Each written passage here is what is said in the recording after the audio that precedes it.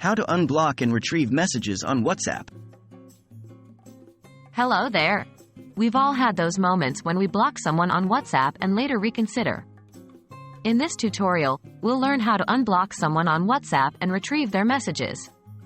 Let's dive in. Can I retrieve blocked messages? Before moving forward, let's clear up a common question.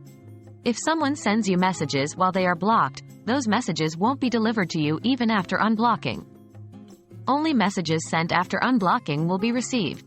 So, unfortunately, any messages sent to you during the period they were blocked are lost and cannot be retrieved. How to unblock someone. 1.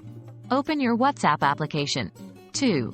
Tap on the 3 vertical dots located at the top right corner to open the menu. 3. Choose Settings. 4. Navigate to Account. 5. Tap on Privacy.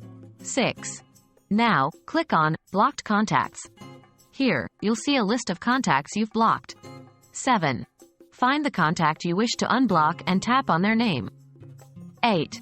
Finally, select Unblock Contact's name. Voila! The contact has now been unblocked.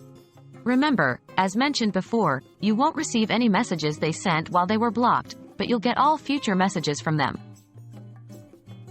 How can I avoid blocking someone by accident? To avoid accidental blocks, 1. Always double-check before confirming you want to block someone. 2. Be wary of random taps, especially when scrolling through a chat. 3. Regularly review your blocked contacts list to ensure no one is there mistakenly. And that's how you unblock someone on WhatsApp.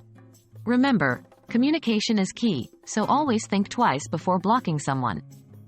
If this tutorial was helpful, give it a thumbs up and share with friends. Until next time, stay connected and keep chatting.